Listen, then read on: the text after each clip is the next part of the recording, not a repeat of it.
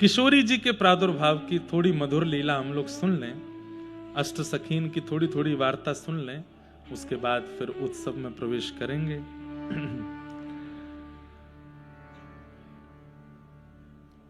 ठाकुर जी के 3 प्रधान शक्ति हैं, स्वरूप शक्ति, तटस्था शक्ति और माया शक्ति। ये 3 शक्ति हैं। बहुत ध्यान से सुनिएगा सब लोग, एक टक होकर के बैठो। 3 शक्ति हैं, स्वरूप शक्ति, तटस्था शक्ति और माया शक्ति।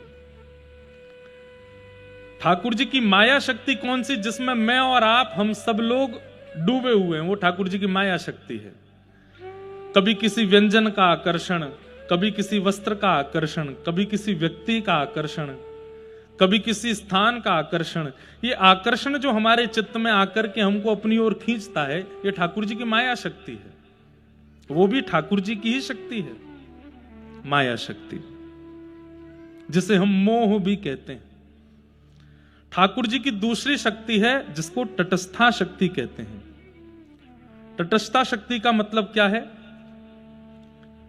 भगवान ने मुझे सामर्थ्य दी है, अब उस सामर्थ्य का मैं दुरुपयोग करूं कि सदुपयोग करूं, यह मेरे ऊपर निर्भर करता है। बहुत ध्यान से सुनने वाली बात है।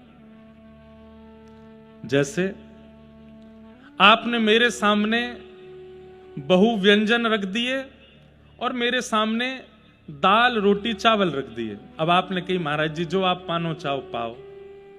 अगर मेरी जीभ पे मुंह को कंट्रोल होएगा तो मैं सामान्य दाल चावल खा के पेटी तो भर लूंगा, लेकिन अगर मेरी जिह्वा में आकर्षण होएगा तो मैं बस बहु व्यंजन की ओर भागूंगा। ये ठाकुर जी की तटस्था शक्ति है कि वो शक्ति आपको प्रदान करते हैं भोग भोगने की। अब आप उससे भोग भोगो कि भोगों का त्याग करो, ये आपके ऊपर निर्भर करता है। थोड़ी क्लिष्ट है सके भाषा, लेकिन ध्यान से सुनियो। जैसे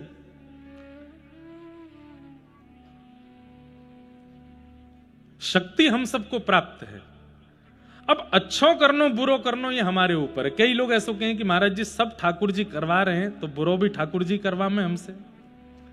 कोई आदमी बुरो करने के बाद बोले मैंने नहीं किया महाराज, होई सोई जो राम रची राखा, जो राम जी चाहे वही होवे, ये बुरो भी राम जी ने मुंह से करवायो। ऐसा नहीं है। ठाकुर जी आपको सामर्थ्य देते हैं, अब बुरा करना अच्छा करना ये आपके ऊपर है।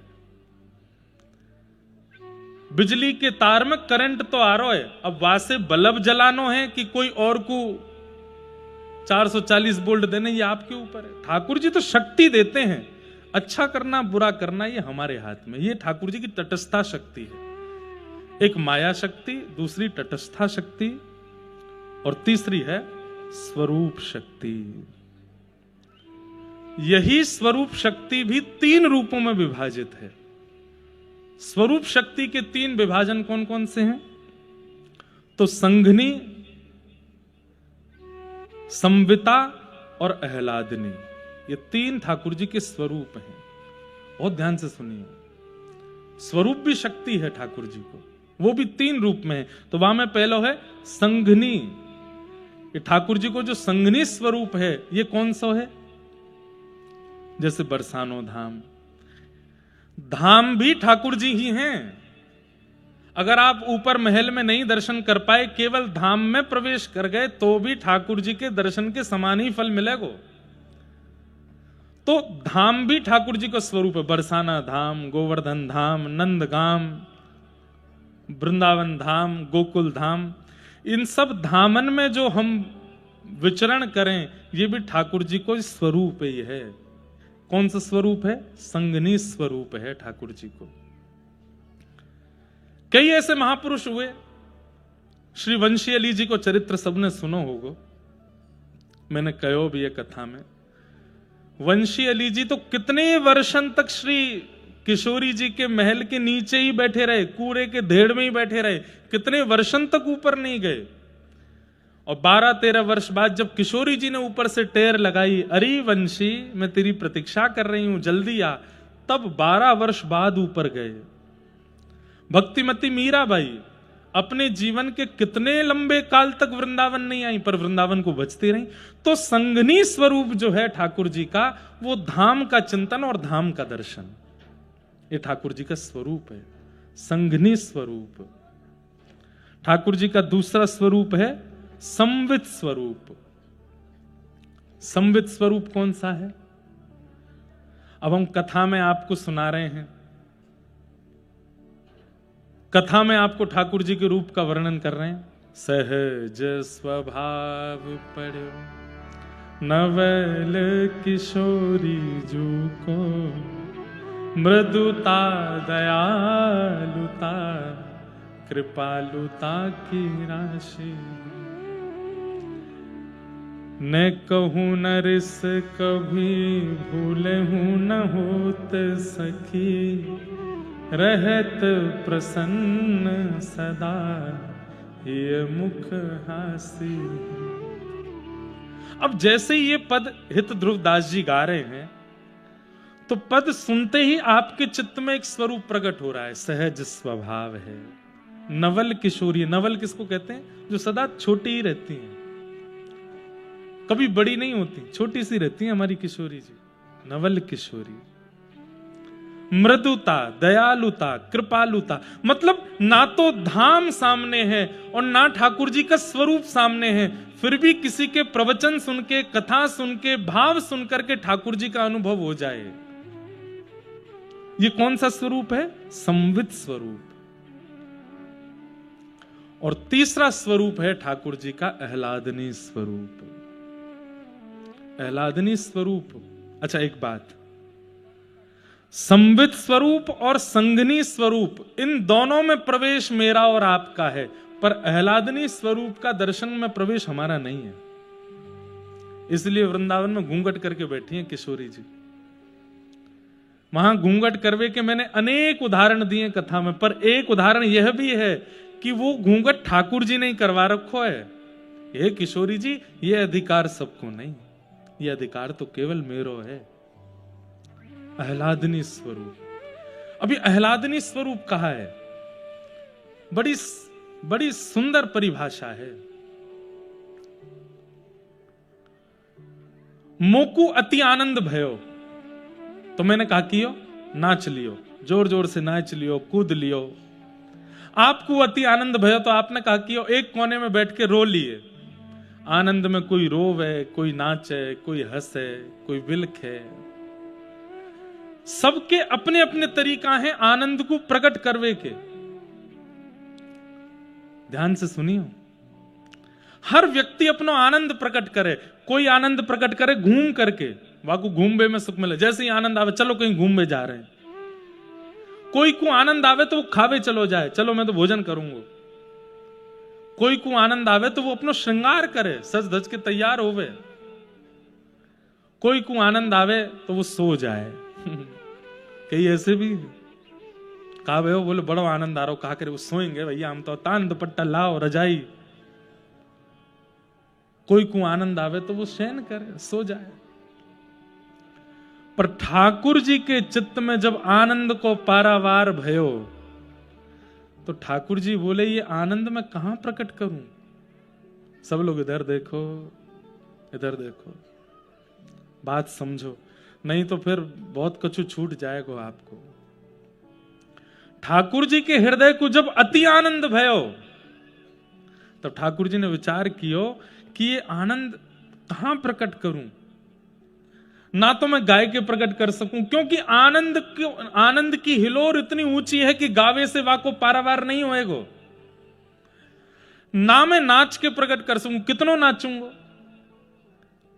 मैं। अगर संपूर्ण कृष्ण लीला में भी नृत्य करते रहूंगा तो भी यह आनंद को भाव पूर्ण नहीं हो पाएगा। नाच के ना है सके, गाय के ना है सके, प्रसन्न है के ना है सके, कहा करूं, कैसे या आनंद को प्रकट करूं चित्त से? जैसे ही ठाकुर जी भाव कर रहे हैं कि यह आनंद को कहां प्रकट करूं, कहां प्रकट करूं, वही समय निकुंज में विराजमान श्याम सुंदर को बाम अंग फड़कन लगो, और श्री बाम अंग से साक्षात वही ठाकुर जी के हृदय को आह्लाद, वही आनंद श्री किशोरी जी के रूप में प्रकट है गयो। समझ में आई बात? मैं और आप अपना आनंद कहीं भी जाए के प्रकट कर सकें, पर ठाकुर जी नहीं कर पाए, क्योंकि वो आनंद वाय स्थिति को है, कहां प्रकट करेंगे? तब ठाकुर जी के श्री अंग से किशोरी जी को ओहो, जैसे ही ठाकुर जी ने बाम पाश में देखो है, दर्शन कियो है, जिनको देख करके तीनों लोक मोहित है जाएं।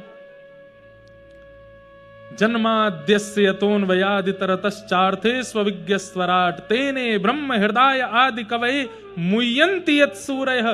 बड़े बड़े देवता भी जिनके रूप को देख करके मोहित हो जाते हैं, ऐसे श्याम सुंदर जिनको देख करके मोहित भये, ऐसी किशोरी जी प्रकट भे गए। आहा,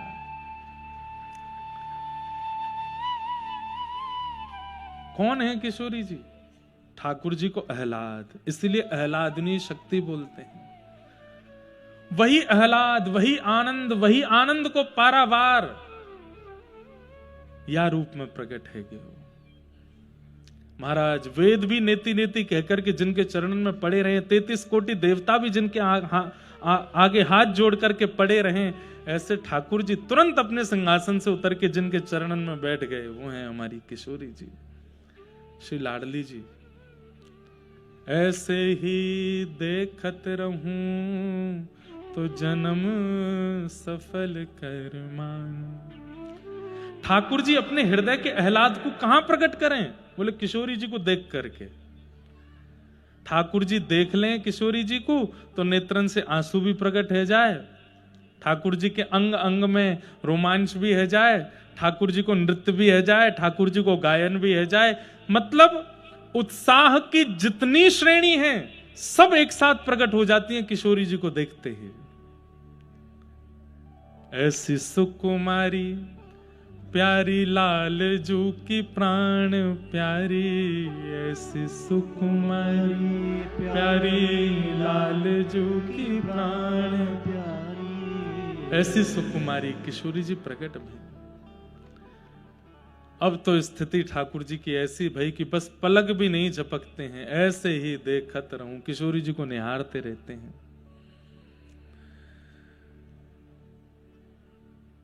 तब एक भाव ये भी है कि सामने 33 कोटि देवता खड़े हैं, वेद सब नेति नेति कहकर के पुकार रहे हैं। वही समय किशोरी जी ने कही कि भैया ब्रह्मांड के नायक आपकी आज्ञा से पूरे ब्रह्मांड चलते हैं और आप मुंह को देखने में व्यस्त हो। अरे देखो सामने महादेव खड़े हैं, ब्रह्मा जी खड़े हैं, इनकी बात तो सुनो। ठाकुर जी बोले बोल अंदो सवन को, मैं तो आपको निहारूंगा, मैं तो आपको ही देखूंगा। तब किशोरी जी ने ब्रह्मांड के सुख के कारण कि भाई ये मुंह को देखते रहेंगे तो कैसे चलेगा संसार, ये सामने देखेंगे तभी चलेगा। तब किशोरी जी ने फिर घूंघट कर लियो। जैसे किशोरी जी ने घूंघट किया, ठाकुर जी बोले ऐसे मत करो, बोले चलो सीधे बैठो, सबकी बात सुनो और जो जो विश्व की क्रिया है वो सब संपादित करो। तब ठाकुर जी उठ के बगल में बैठे, तो ब्रह्मा जी की, महादेव की, इंद्र की, चंद्र की जो भी वार्ता ये सब सुनी, सुन करके सब कियो। ठाकुर जी मन में बड़े संकोच में आ गए, मैं कहां करूं, कैसे यार रस को आस्वादन करूं मैं। तभी पृथ्वी ने प्रार्थना करी कि महाराज भार बढ़ गयो मुंह पे, आप प्रकट हो। तब ठाकुर जी ने आज्ञा करी, वसुदेव ग्रहे साक्षात भगवान पुरुषपर। हे पृथ्वी तुम चिंता मत करो, वसुदेव जी के यहां साक्षात कृष्ण रूप धारण करके मैं आऊंगा। सब देवी देवतान में भाग दौड़ लगी है, सब जाकर के ब्रजमंडल में अपने अपने रूप धारण कर रहे हैं। ब्रह्मा जी ब्रह्माचल पर्वत बन गए जिस पे बरसाना धाम है, ये पूरा पर्वत ब्रह्मा जी का स्वरूप है। महादेव नंदाचल पर्वत बन गए जहां पे नंदगाम विराजमान है। साक्षात नारायण गोवर्धन पर्वत बन गए। सब देवता अलग अलग रूप धारण करके आए। ठाकुर जी अपनी तैयारी में हैं। तभी किशोरी जी से प्रार्थना करी, हे श्यामा जी आप भी चलो, आप भी पधारो। तब किशोरी जी ने 3 चीजन की मांग करी, गोवर्धन, यमुना और वृंदावन। ये 3 यदि जाएंगे तो मैं आऊंगी। इसका मतलब ये तीनों पृथ्वी के नहीं है, ये तीनों गोलोक धाम से आए हैं, नित्य निकुंज से पधारे हैं। तब ठाकुर जी ने गिरिराज जी, यमुना जी और वृंदावन को व्यवस्थित कियो और तब हमारी किशोरी जी को आगमन भयो, निकुंज से आगमन या धाम पे। तो निकुंज में प्रकट कैसे भई हैं? ठाकुर जी के आह्लाद के भाव से, इसीलिए आह्लादनी शक्ति है श्री राधा रानी। अब धरा धाम पर वो कैसे प्रकट भई, ये कथा हम सुनेंगे। व्रजमंडल में भादों को महीना, अष्टमी तिथि और अर्धरात्रि में श्री यशोदा मैया के गर्भ से साक्षात नीलमणि श्री ठाकुर जी प्रकट भये। पूरे ब्रजमंडल में बधाई गवन लगी, बधाई हैन लगी। दूसरो ही दिना भयो, मतलब एक दिना के लाला भये। इतने में ही श्री वृषभानु जी कीर्ति मैया के साथ नंद भवन पहुंच गए और नंद भवन पहुंचे हैं, सब बधाई लेकर के आए, लेकिन वृषभानु बाबा टीको लेकर के आए हैं। ऐसी कथा आवे, मैंने सुनाई भी है कई जगह कि वृषभानु जी और नंद बाबा ये दोनों जमुना जी में स्नान करते भये एक दूसरे से कहते, हे यमुना मैया आप कृपा करियो, हम दोनों को एक एक संतान दीजियो, पर एक सी संतान मत दियो, मतलब दोनों के लाला लाला ना हो या दोनों के लाली लाली ना हो, एक के लाला हो एक के लाली हो, तो हम या मित्रता को संबंध में परिवर्तित कर देंगे, दोनों को ब्याह कर देंगे। यही भाव से वृषभानु जी और नंद बाबा दोनों गोते लगामे यमुना जी में और बस प्रतीक्षा कर रहे हैं कौन के यहां से पहली खबर आवेगी। तभी बरसाने में खबर पहुंची कि नंद भवन में लाला भयो है। और जैसे ही सुनी नंद भवन में लाला भयो, श्री वृषभानु जी तो महाराज टीको लेकर के गए ठाकुर जी को। खूब सारे वस्त्र आभूषण, खूब सारे गले के हार, पामन के पाजेब, हाथन के कड़ूला, जो जो संबंध पक्के करते समय वर पक्ष के लोगों को दिया जाता, वो सब सामग्री लेकर के गए हैं। ऐसा वर्णन आवे कि बालक के जन्म हेवे पे खिलौनों लेके आवे, टोपी कुर्ता लेके आवे, लेकिन यहां तो लगुन लेकर के आ रहे हैं। एक दिना के लाला भय, अभी 100 वर भी पूरे ना भय।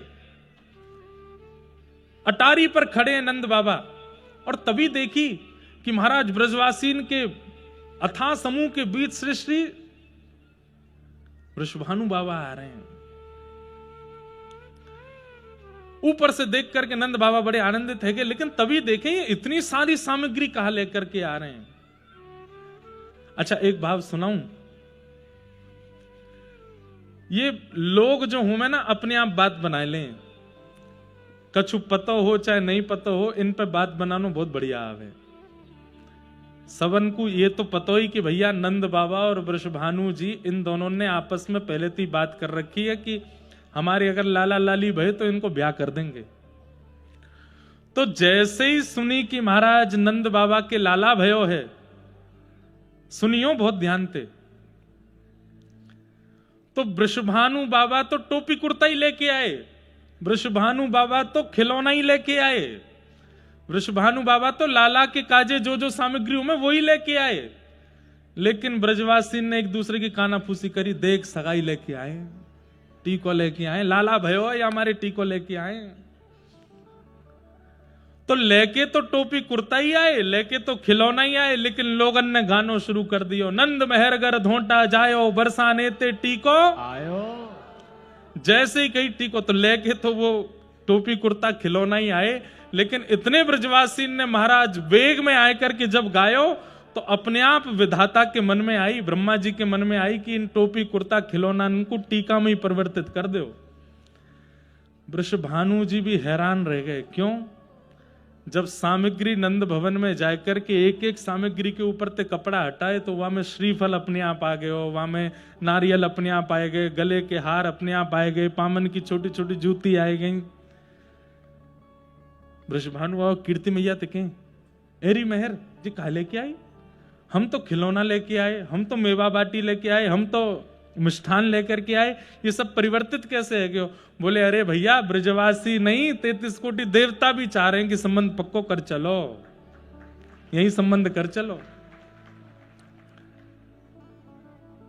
नंद बाबा आए, आकर के हृदय से लगायो, अरे आप सबन के आशीर्वाद सो लाला भयो है। बोले आपके लाला है, हमारे तो जमाई है। एक दिना के जमाई राजा सास ससुर की गोद में डोल रहे हैं। ब्रज भानु बाबा गोद में लेकर के कैसे खिला रहे हो, जय हो मेरे दामाद जी।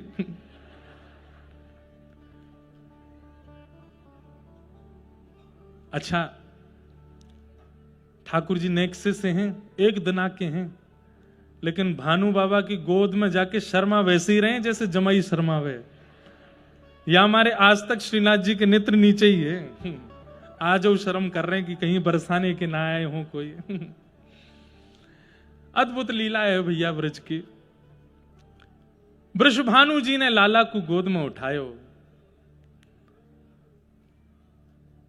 कीर्ति मैया गोद में ले रही हैं और बार बार चरण वंदन कर रही हैं। जमाई के पांव छू रही हैं, सिर से लगा रही हैं। लेकिन दूर कोने में खड़े हुए नंद बाबा और श्री यशोदा मैया चिंता कर रहे हैं। बोले क्यों? बोले दुल्हा तो बना दियो हमारो लाला, जमाई तो बना दियो, पर दुल्हन तो आई ना है अभी तक, बरसाने में कोई खबर तो आई ना है अभी तक। दो मत हैं, एक मत से तो श्री जी 1 साल बड़ी हैं ठाकुर जी से, एक मत से श्री जी 1 साल छोटी है। हमें तो दोनों मत में राजी हैं, बड़ी हो चाहे छोटी हो। छोटी हैं तो भी तो इन्हीं को ही राज चल रहा है, या हमारे बड़ी बता दो। तो अभी तक लाडली जी के प्रादुर्भाव के कोई संकेत नहीं है बरसाने में। तो नंद बाबा यशोदा मैया कह रहे हैं कि ये टीको करके जा रहे हैं, लाला के गले में हार पहना के जा रहे हैं, संबंध पक्को करके जा रहे हैं, और कहीं बरसाने में लाला है गयो तो। यशोदा मैया बोली अपनी ये चिंता एक बार कह दो भानु बाबा से, क्योंकि भैया आशा ही परमम दुखम, कहीं ये इतनी आशा करके चले जाएं, सब्र संबंध करके चले जाएं, और कहीं बाद में खबर में तो कोई लाला ही आयो फिर का होएगा। तो नंद बाबा ने भानु बाबा से कही, हे भानु बाबा, हमें आपको संबंध स्वीकार है, और स्वीकार कहा, हमारी तो बचपन से यही बात रही कि भैया मेरे लाला होएगो तो आपकी लाली ते ब्याह होएगो, आपको लाला भयो तो मेरी लाली तो होएगो। लेकिन ठाकुर जी की कृपा से हमारे लाला है गयो, पर अभी तक बरसाने थे तो कोई खबर ऐसी है ना है।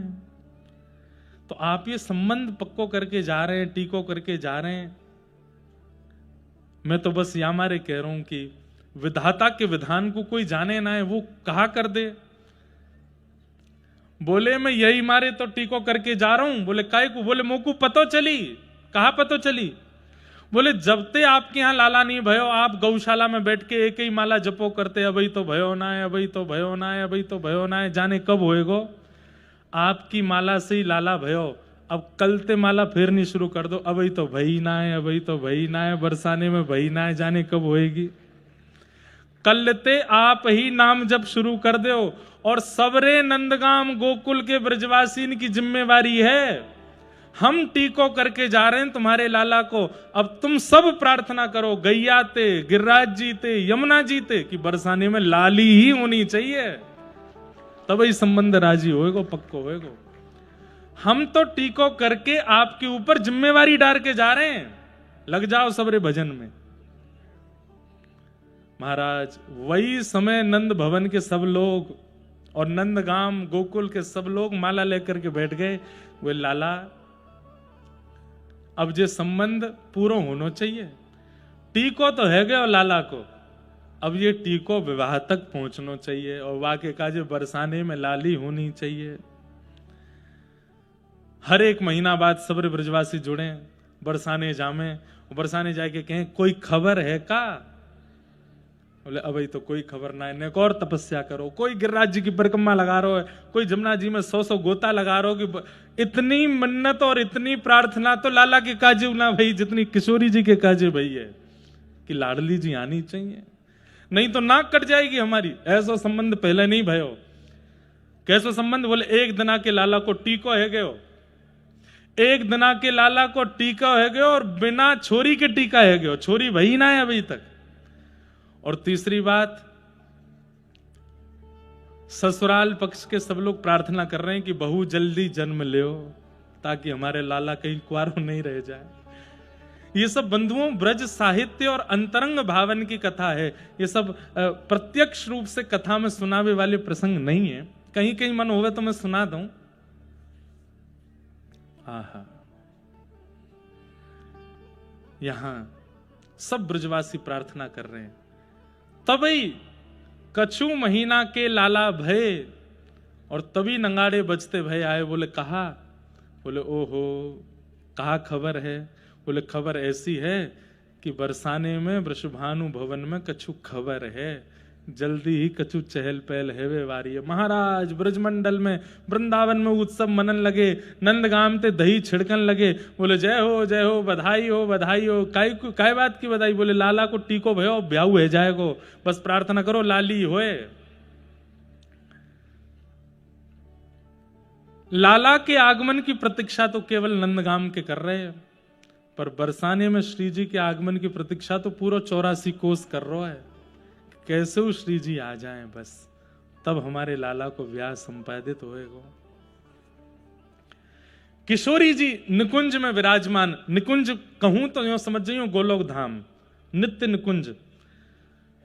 नित्य निकुंज में विराजमान श्री जी कह रही हैं अरि ललिते अरि विशाखा। अच्छा, ये अष्ट सखियां जो हैं ये सब श्री जी से प्रकट भई। जैसे श्री जी ठाकुर जी के हृदय से प्रकट भई हैं, ऐसे ये अष्ट सखियां श्री जी के चित्त से प्रकट भई हैं।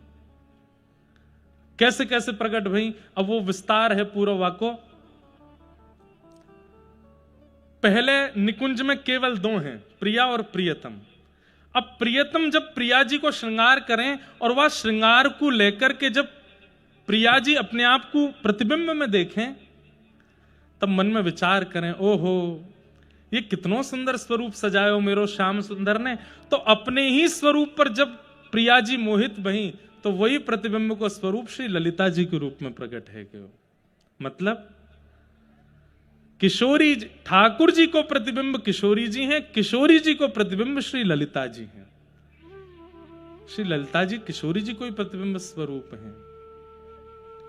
अब किशोरी जी ठाकुर जी के द्वारा सजाए गए जब बेणी को देखें तो मन में विचार करें ओहो ये बेणी कितनी सुंदर सजाई है। तभी वह सेवा को करवे के लिए श्री विशाखा जी प्रकट है जाएं, इंदुलेखा जी प्रकट है जाएं। सब किशोरी जी की जो अष्ट सखियां हैं, ललिता जी, विशाखा जी, चित्रा जी, इंदुलेखा जी, रंग देवी जी, तुंग विद्या जी, चंपकलता जी, सुदेवी जी, 8 सखीन को प्रादुर्भाव है जाए। मुकु तो इनको विस्तार से बतानो सब कछु, पर मुकु बस यही है कि ढाणी लीला में बहुत समय मुकु लगानो नहीं है, पर मैं थोड़ा थोड़ा इन सबन को संकेत आप सबन को बताए दूं। सबसे पहली सखी हैं श्री ललिता जी, क्योंकि अष्ट सखीन के बिना अगर हमने श्री जी को प्रकट कर दियो तो हम लोगों से कोई ना कोई विघ्न बनो ही रहेगा। या हमारे अष्ट सखीन को बुला लें, वही किशोरी जी के साथ में आगे की लीला में रहेंगी तो अच्छा रहेगा। तो सबसे पहले श्री ललिता जी। अच्छा, आप लोग जब यहाँ पंडाल से बाहर निकलोगे तो अपने बाम बाहर निकल के बाम ओर की ओर देखोगे तो स्वर्ण की आकृति में एक ऊंचो गांव है, वहां पर स्वर्ण की आकृति में एक मंदिर दिखाई देगो, ये ललिता जी को गांव है। यहीं श्री ललिता जी प्रकट भई। आपके मैया हैं सत्यकला जी और आपके पिताजी हैं सत्यभानु। उनके यहां श्री ललिता जी को प्रकट, और एक मत से आपकी मैया को नाम शारदा और पिताजी को नाम विशोक। उनके यहां श्री ललिता जी को प्रादुर्भाव हुए। कैसे प्रकट भई? निकुंज में दर्पण से। लेकिन अब किशोरी जी आ रही हैं तो वह समय पर पूरे बरसाने में और आसपास के गामन में अष्ट सखी प्रकट करी हैं पहले। इसलिए हम भी मंच पे किशोरी जी को बुलावे से पहले सूक्ष्म भाव से अष्ट सखीन को प्रकट कर दें। आपकी सेवा कहा है? प्रिया प्रियतम को बीड़ा पवावे की सेवा है आपकी।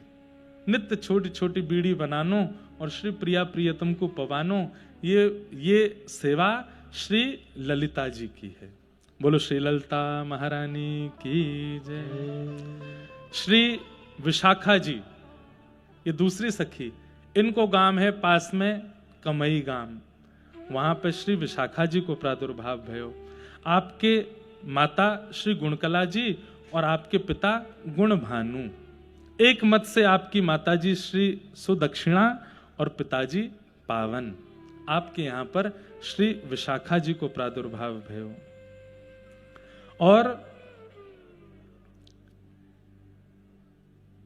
आपकी सेवा कहा है, ठाकुर जी के सुंदर भाव में आपकी सेवा ठाकुर जी को सुंदर सुंदर राग सुनावे की और सुगंधित इत्र लगावे की है। किशोरी जी के वस्त्रन में, चरणन में, हस्त कमल में इत्र सुगंधित करवे की सेवा और पूरे निकुंज को सुगंधित करवे की सेवा श्री विशाखा जी की। अच्छा, एक बात हमारे ब्रज के रसिकाचार्य के हैं कि जो लोग अपने घर पर सेवा करते हैं, जो सेवा ठाकुर जी की करो वह सेवा से पहले सखीन को स्मरण करो। जैसे अपने ठाकुर जी को बीड़ी भोग पधराओ तो बीड़ी भोग से पहले श्री ललिता जी को प्रणाम करो, और ललिता जी को प्रणाम करके बीड़ी भोग पधराओगे तो वह बीड़ी भोग में जो दोष होगा वो दोष नष्ट हो जाएगा। ललिता जी आकर के वह को सवार देंगे। अपने ठाकुर जी की निकुंज में वस्त्रन में जब इत्र लगाओ तो वह समय श्री विशाखा जी को स्मरण करो, हे श्री विशाखा जी या सेवा को पूर्ण करवाइयो। तो ठाकुर जी के सेवा में, इत्र सेवा में जो आप सो कष्ट बनेगो वो कष्ट नहीं होएगा, पूर्ण है जाएगा। तो कमई ग्राम में श्री विशाखा जी प्रकट भई। फिर तीसरी सखी हैं श्री चित्रा जी। आपको गांव यहीं पास में है चिकसौली। अभी तो देखो मैं केवल सूक्ष्म में बता रहा हूं, फिर विस्तार से इनकी लीला सुनाऊंगा। चित्रा सखी, चित्रा सखी जी की माता जी हैं रुचिकला और इनके पिताजी हैं सुचि भानु, और एक मत से माता जी हैं चर्चिका और पिताजी हैं चतुर। उनके पुत्र हुई श्री चित्रा जी। और इनकी सेवा क्या है, श्री प्रिया प्रियतम को वस्त्र धारण कराना। आज ठाकुर जी नील वस्त्र पहनेंगे। अच्छा, एक और बात मैंने कथा में कई बार बताई है कि श्री प्रिया जी जो वस्त्र धारण करें वहां से ठाकुर जी को संकेत मिले कि आज प्रिया जी कहां मिलवे वाली हैं। नील वस्त्र पहन करके आमे वहां पे गुलाबी चुनरी ओढ़ लें तो ठाकुर जी को संकेत मिल जाए कि कोई सरोवर और वह सरोवर जामे कमल खिले हों वहां मिलेंगी। तो ठाकुर जी की सेवा में सब पूर्णता करती हैं। चित्रा सखी जी ठाकुर जी और श्री जी के वस्त्र धारण कराती हैं। तो जब वस्त्र धारण कराओ तो चित्रा सखी जी को स्मरण करो। आपको गांव कौन सा है? चिकसौली। जब आप लोग बरसाना से यहाँ की ओर आते हैं तो बीच में चित्रा सखी जी का मंदिर पड़ता है। हमारी एक कथा पेंडिंग चल रही है वहां पे, एक अकिंचन कथा करनी है हमको चिकसौली में। अब जल्दी अकिंचन तो कैसी होगी, पर्वतन पर बैठना पड़ेगा आपको, ऊपर ऊंचे ऊंचे पर्वतन पर बैठ जाओ, क्योंकि अकिंचन कथा में पंडाल बने ना, माइक लगे ना है, सुबह भोर 4 बजे कथा होवे। या तो ऐसी होगी कि बिना बताए हम कर जाएंगे कथा, तो ही संपादित है पाएगी। जाकू गुप्त चरण ते पतो चल जाए वो पहुंच जाइए। तो चित्रा सखी जी, इनकी सेवा ठाकुर जी को वस्त्र पहनाने की। फिर कितनी सखी है गई, कितनी भाई? अब चौथी सखी कौन है? रंग देवी। और श्री रंग देवी जी को जो गांव है वह को नाम है सखौली गांव, और आपकी माता जी हैं धर्मकला और पिताजी हैं धर्म भानु। और आपकी सेवा क्या है? इनकी सेवा किशोरी जी के सामने गोष्ठ लीला में जब ठाकुर जी और प्रिया जी जाते हैं उस समय श्रृंगार करवे की। देखो ये भी बात है, जब यमुना तट पे जामे, निकुंज में जामे, तब श्रृंगार वहां पे चित्रा सखी कर रही है। लेकिन जब गोष्ठ में आएंगे यानी कि गौशाला में जाएंगे लीला करवे के लिए, वास्तव में श्रृंगार की सेवा इनकी है और बाकी राग सुनावे की सेवा इनको ठाकुर जी ने प्रदान कर रखी है। श्री रंग देवी। वाक्य बाद श्री चंपक लता जी। आपको गांव है करहेला, पास कोई गांव है करहेला, वहां पे आप प्रकट भई। आपकी माताजी चंद्रकला और श्री पिताजी चंद्र भानु। आपकी पुत्री भई चंपक लता जी। और आपकी सेवा का है, सेवा है चंवर डोलावे की। ठाकुर जी जब सेज पर विराज जाए तो वास्तव में चंवर करवे की सेवा श्री चंपक लता जी की है। कितनी सखी है गई? 5। अब छठवीं सखी कौन है? श्री सुदेवी जी। सुदेवी जी को सुनहला गाम है, वहां आपको प्रादुर्भाव भयो और स्वर्ण जैसी इनकी कांति है और सेवा क्रम में आपको ठाकुर जी के सन्मुख जल पिलावे की सेवा है। सुगंधित जल या फिर मिश्रित जल, कभी मीठो जल, कभी कुछ भी पेय पदार्थ जो ठाकुर जी और श्री जी निकुंज में पान करें वो पवावे की आपकी सेवा है। फिर अगली सखी हैं इंदुलेखा जी। आपके सुंदर भाव, आपको गांव है आंजनोखा गांव, आंजनोक गांव, वहां आपको प्रादुर्भाव भयो। आपकी माताजी बेला और पिताजी सागर, और आपकी सेवा है नृत्य करनो और नृत्य करके श्री प्रिया प्रियतम को सुख प्रदान करनो। ऐसी श्री इंदुलेखा जी भई। फिर भई श्री तुंग विद्या जी। तुंग विद्या सखी के माताजी हैं मेघा और पिताजी को नाम है पुष्कर। एक मत से अलग अलग नाम भी इन सबन के हैं। और आपको गांव है डबहारा गांव, वहां आपको प्रादुर्भाव भयो। और इनकी सेवा कहा है, सेवा कार्य में ये ठाकुर जी को सदा गीत सुनामें और वीणा वादन करके सुनामें, ठाकुर जी को सुख प्रदान करें। श्री तुंग विद्या जी। ऐसे करके अष्ट सखीन को प्रादुर्भाव निकुंज में भयो। फिर किशोरी जी ने उनको आज्ञा करके कही कि अब मैं आवे वारी हूं, आप सब जाए करके विराजमान हो जाओ। तब यहाँ के आसपास के गामन में एक एक करके अष्ट सखी प्रकट भई हैं। और अष्ट सखीन के बाद ठाकुर जी की जन्माष्टमी महानंद भवन में पूरी भई। 1 महीना पूर्ण हेते ही यहां भानु भवन में श्री भानु बाबा को और श्री कीर्ति मैया को एक सुंदर स्वप्न भयो। और स्वप्न में दोनों ने सुंदर कमल वर्ण की एक लाली को दर्शन कियो। अचानक सोते सोते आप उठ गए और उठ करके एक दूसरे को अपना स्वप्न सुनाने लगे। भानु बाबा बोले, अरे सखी तुम काहे को उठ गई? कीर्ति मैया बोली, मैं तो उठी सो उठी, आप काहे को उठे? बोले, मैंने एक स्वप्न देखो। कीर्ति मैया बोली, मैंने भी एक स्वप्न देखो। आपने कहा स्वप्न देखो? बोले, पहले तुम अपनो बताओ। कीर्ति मैया बोली, नहीं पहले आप अपनो बताओ। तब भानु बाबा बोले, मैंने तो स्वप्न में देखो एक कमल वर्ण की सी सुंदर सी एक लाली, बड़ी सुंदर बड़ी मनोहर गुटमुन गुटमुन चलती आई और मेरी गोद में आए कि मेरी दाढ़ी ते खेल रही है। वहां को रूप इतना सुंदर, मैं एक झलक ही देख पायो रूप की। और इतने में ही वो गोद ते उतर के पता ना कहां चली गई। पीछे पीछे दौड़ता रहो, जन कौन से कक्ष में प्रवेश कर गई, मिली नहीं तो हड़बड़ाई के मैं उठ गयो। कीर्ति मैया बोली, वही कमल कली सी लाली जो आपकी गोद में खेल रही, आपकी गोद तो उतर के मेरे कक्ष में आए कि मेरे गोद में खेलने लगी। ऐसा मोकू स्वप्न में दिखो है, वही कमल कांति की लाली मेरी गोद में खेल रही है। बस ये चर्चा कर ही रहे हैं दोनों, रात्रि को समय है। और इतनी चर्चा हेते ही प्रसव पीड़ा है लगी। अभी मैं एक पद सुना नहीं रहा हूं, बहुत विस्तृत हो जाएगा। उसमें 9 महीना का पूरा वर्णन है। कीर्ति मैया को 9 महीना तक क्या क्या संकेत हो रहे हैं, क्या क्या भाव हो रहे हैं, उन सब का वर्णन उसमें किया गया है। तो उसमें वर्णन करते हैं कि जब 3रा महीना आयो तब 3रे महीने में क्या हुआ। अब सुनाई दूं, कौन सा कहीं भागे जा रहे हो। यहां भागवत जी विराजमान है, बीच बीच में भागवत जी को पुट आएगो, लेकिन मुख्य रूप से तो हमें निकुंज रस चर्चा करनी है, निकुंज के भाव सुनने हैं। तो आप सब लोग बड़े भाव से सुनियो। प्रथम मास जब लाग्यो ही अनुराग्यो, भाग्य बड़े जाग्यो री अमंगल भाग्यो। पहलो मास जैसे ही आयो तो क्या हुआ, अमंगल। अमंगल किसको कहते हैं? अमंगल द्योतक जो कुछ भी होता है वो सब होना बंद हो गया। ना तो स्वप्न में कुछ गलत दिखता है, ना प्रत्यक्ष में कुछ गलत होता है। जितने भी अमंगल कार्य हैं वो सब मंगल होने लगे। ये प्रथम महीने में हो रहा है।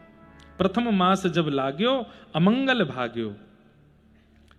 द्वितीय मास जब आयो द्वितीय मास जब आयो कही बचन सुनायो सखी सो जनायो री। दूसरों महीना जब कीर्ति मैया को लगो है तो मैया को ने एक आभास होने लगो कि कछु बात है। तो सखीन को बुलाकर के कीर्ति मैया ने बताया है कि मुंह को कछु अनुभव है रोए कि ऐसा लगे कि कुछ प्रसव पीड़ा जैसी हल्की हल्की कछु प्रसव के लक्षण लग रहे हैं। सखीन को बताया हो। तृतीय मास गोप रानी परम सुख सानी कहत मृदुबानी जी लली उर आनी। तीसरे महीना में मैया को पतो चल गई कि लाली है गर्भ में। बोले कैसे पतो चली कि लाली है? सब सकीन ने पूछी, लाला भी तो है सके, आपको कैसे पतो कि लाली है? तृतीय मास जब आन्यो परम सुख सानी कहत मृदुबानी जी क्या लली उर आनी। सब सहचरी बोली कैसे पतो कि लाली है? तब कीर्ति मैया कह रही हैं, अहो लक्षण देख अभूत परम हर्षित भई। अरे लाला यदि गर्भ में आतो तो लाला के जो जो लक्षण वस्त्र आभूषण होने चाहिए वो दिखने चाहिए, पर मुंह को तो अपने स्वप्न में और अपने आभास में लहंगा दिख रहा है, चुनरी दिखाई दिख रही है, चंद्रिका दिख रही है, कानन के सुंदर लटके वाले सुंदर सुंदर कुंडल दिखाई दे रहे हैं, हाथन की चूड़ीन की आवाज आ रही है, पैरन की पाजेब की आवाज आ रही है। इन सब लक्षणन से मुंह को लग रहा है कि मेरे गर्भ में लाली है। आहा, जैसे ही कही कि गर्भ में लाली है। चौथे मास मन फूल्यो, चौथो महीना लगो है और मन फूलो मतलब आनंद में है। भाग्य अनुकूलो महारस झूलो जी, महारस में आ गई हैं श्री कीर्ति मैया। सकल दुख भूलो, जितने भी दुख हैं कष्ट हैं सब चले गए चित्त से। बंधुओं, जिनके चित्त में श्री जी आमेंगी उन सबको ये अनुभव होएगा ही होएगा। या हमारे ध्यान से सुनियो, जरूरी थोड़ी है प्रसव में तो कीर्ति मैया की आ सके, हमारे तो चित्त में आमेंगी ना। तो चित्त में आमेंगी तो हर महीना यहां से जावे के बाद आप सबके चित्त में आनी चाहिए। पहले महीना जो अनुभव हो वो लिखो है, दूसरे महीना, तीसरे महीना, चौथे महीना को कहां अनुभव है।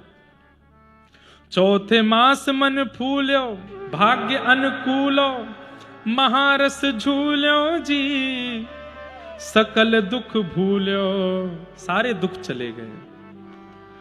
अहो गोपराज कलु कुल बधु हो परम शोभित भई, सारे दुख चले गए, कोई पीड़ा नहीं है, इतनी आनंद में भर रही हैं। कभी नाचती चलती हैं, कभी गाती चलती हैं, जहां बैठती हैं, जिस सभा में जाती हैं कीर्ति मैया सबको प्रसन्न कर देती हैं। 5 मास जब आन्यो देख कुटुंब सिहान्यो नगर जब जान्यो जी, अभी तक बरसाने को पतो नहीं चली। 5वें महीना में धीरे धीरे जब गोपीन के आवागमन बहुत बढ़ गए भवन में, महल में, तो बरसाने में धीरे धीरे काना फूसी हेन लगी। बोले कछु तो बात है, कछु तो है रहो है।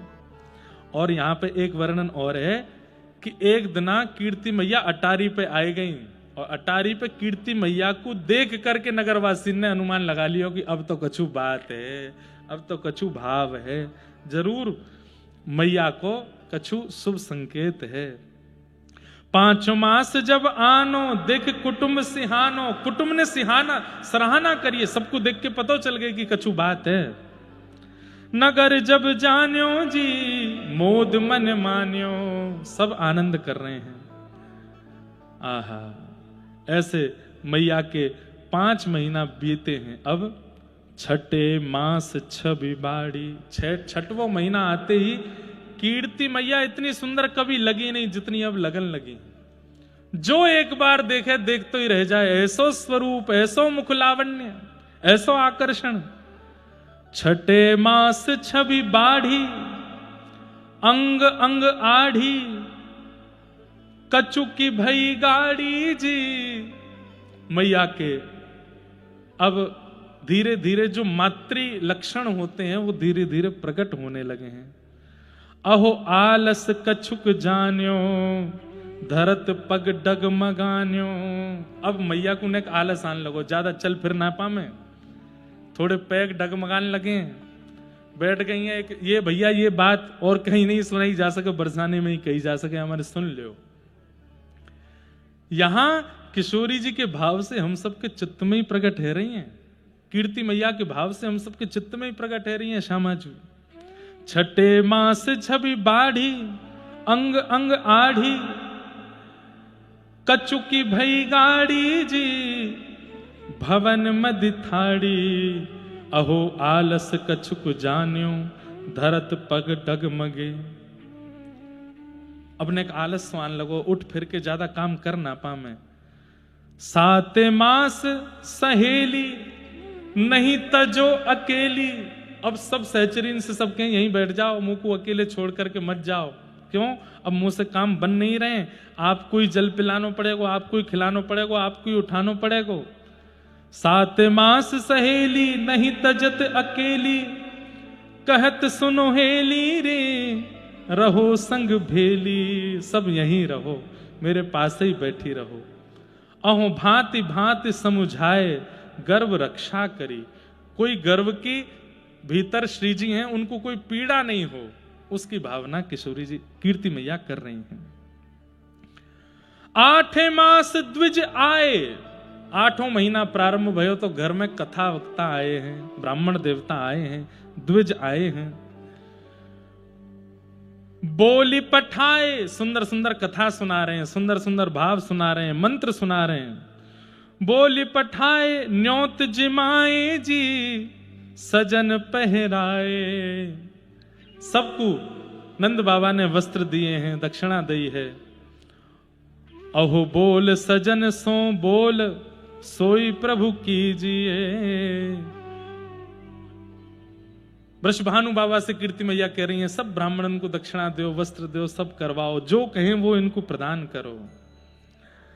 नवम मास गोप बाला, कहे बचन रसाला, अजु कीरत कृपाला जी, बूहज इत काला, ओह कब वह है वह धौंस, सुमंगल गाई है। अब तो बस सब टकटकी लगा करके प्रतीक्षा कर रहे हैं कि भैया कब डुमडुमी बजेगी, नगाड़ी बजे, सब तैयारी करके बैठे हैं। 9वां महीना आगे होए, अपने घरन के छत पर रोज ब्रजवासी जन दूध दही और हल्दी लेकर के बैठ जाएं, कब छिड़कावे को अवसर मिल जाए पता नहीं।